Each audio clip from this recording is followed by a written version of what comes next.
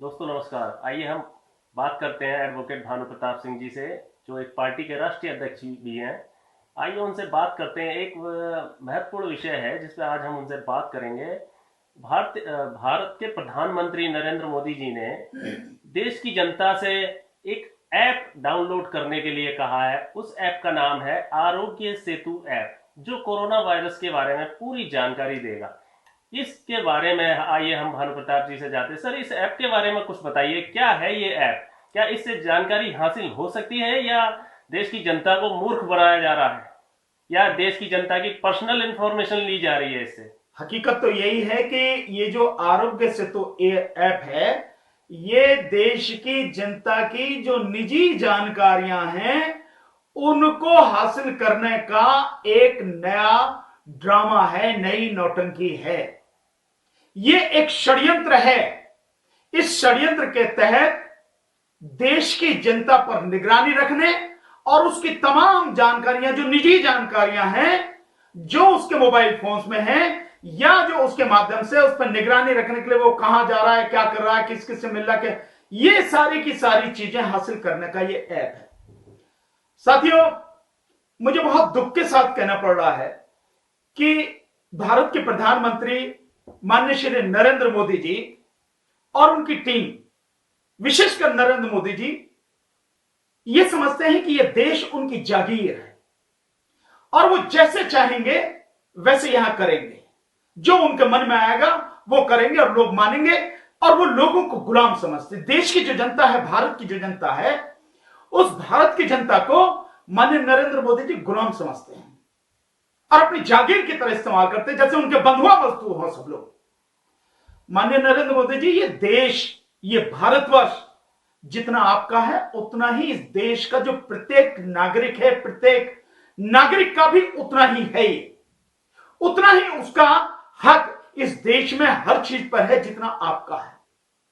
और आप इस देश के सेवक हैं। आप कहते भी ना प्रधान सेवक, अपने आप को चौकीदार भी बताते हैं आप, तो आप इस देश के सेवक हैं और सेवा जिम्मेदारी से निभाइए। आपने पिछले 6 साल में कोई जिम्मेदारी नहीं निभाई, इस देश की जनता को मूर्ख बनाया, धोखा दिया है।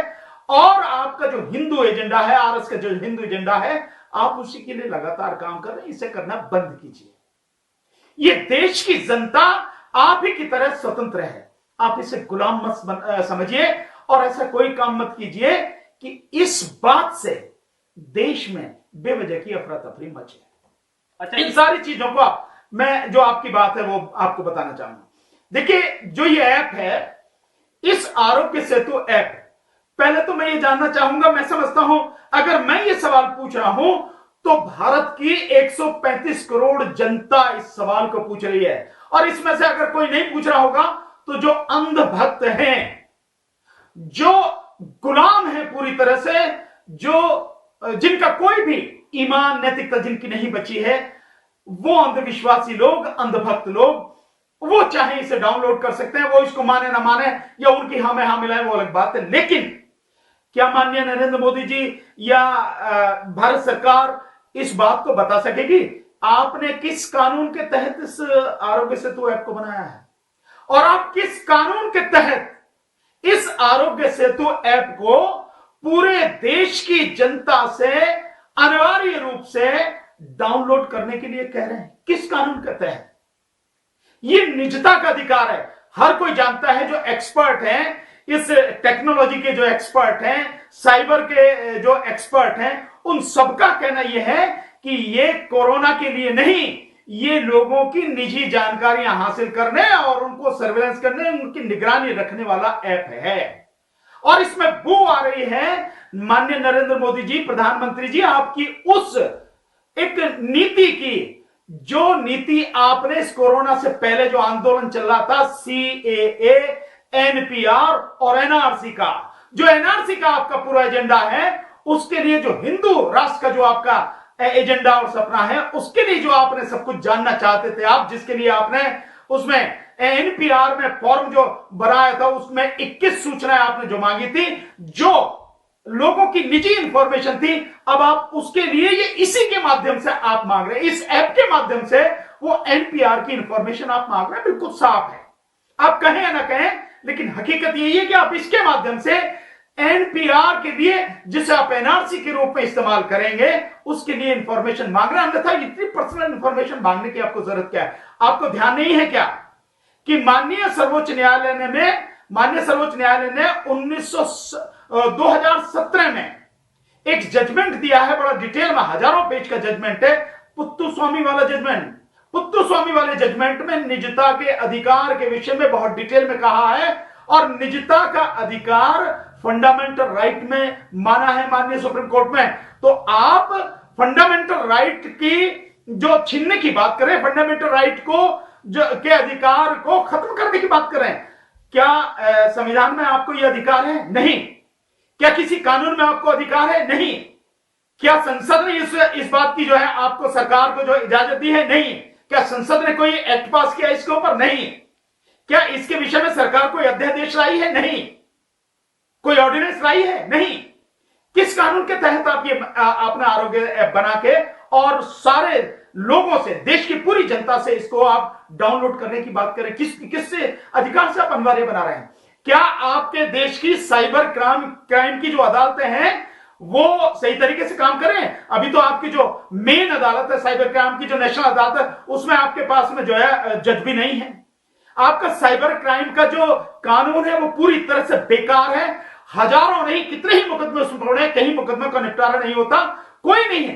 कितने ही लोगों की जानकारियां चली गई हैं, इसमें सारे लोगों के जो बैंक अकाउंट्स हैं, लोगों की और सारी तरह की पर्सनल जानकारियां हैं, वो सारी इसमें, और सारे आप लेना चाहते हैं। क्यों लेना चाहते हैं आप?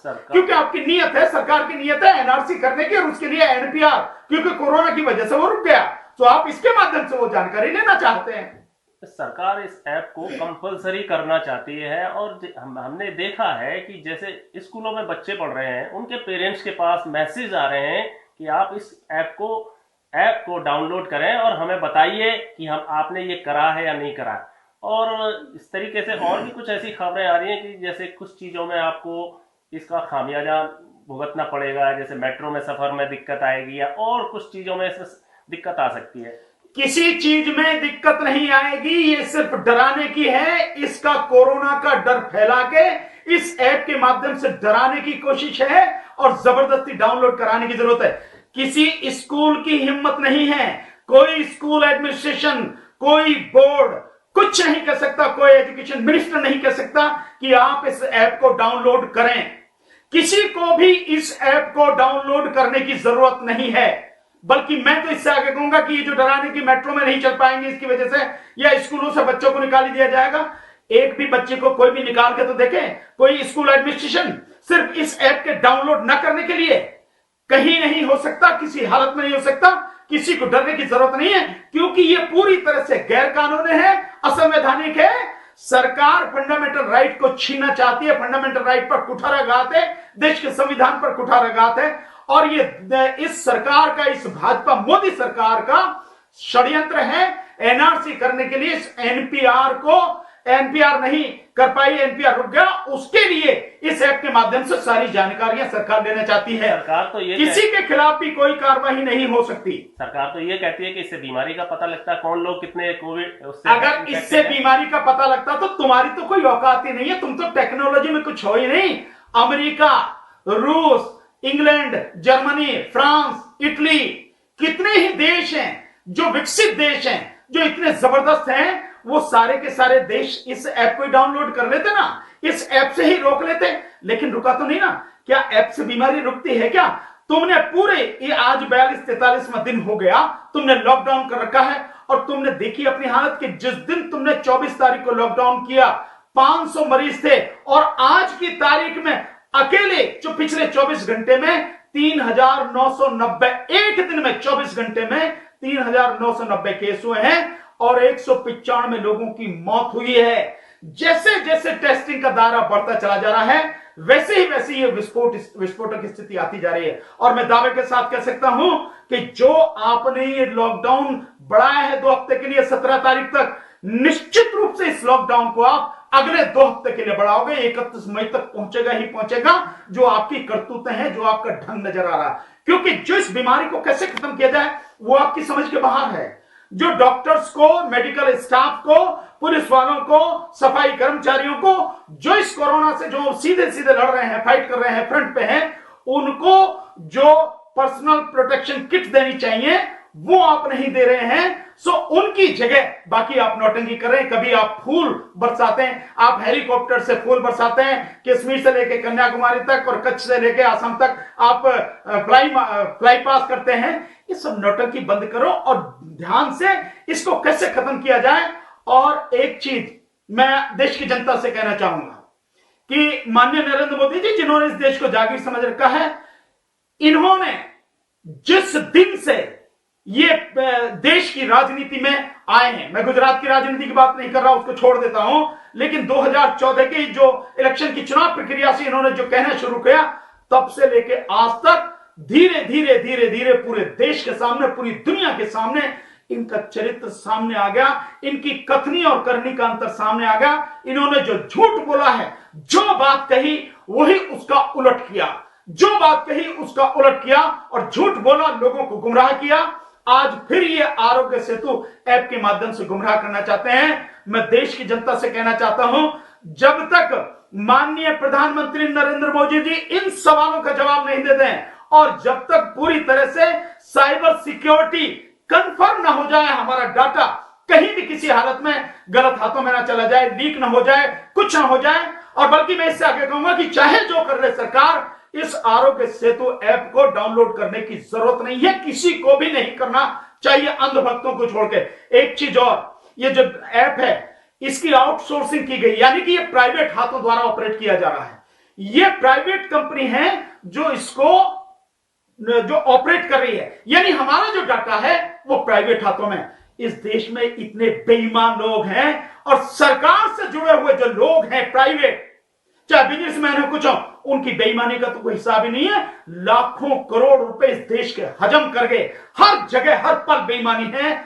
और ये हमारा जो सारा आंकड़ा लेके, सारा डाटा लेके उसको किसी और को नहीं बेच देंगे, इस बात की क्या गारंटी है? कोई गारंटी नहीं है ना। लूटा है इन्होंने, जो जो अभी जो लुटेरों के माफ किए हैं 68,660 करोड़ रुपए, जो 50 टॉप के जो लुटेरे हैं, जो विदेशों में बैठे, जिनके माफ किए हैं, जिनमें वो सारे हैं नीरव मोदी और मेहुल चौकसी वगैरह, वो सारे, और जो माल्य वगैरह और बाबा रामदेव वगैरह, इन सारे के सारे जो हैं, उन सबके जो पैसे माफ किए हैं।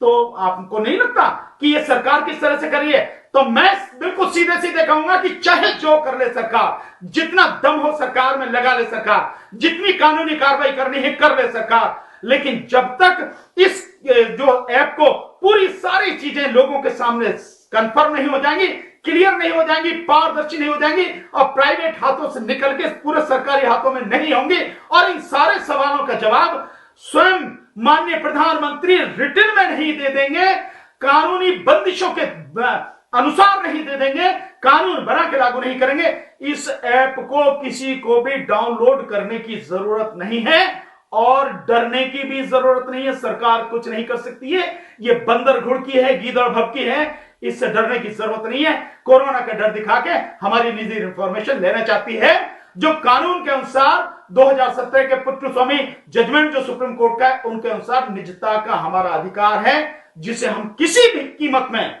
सरकार को नहीं दे सकते, ना देंगे हम सरकार।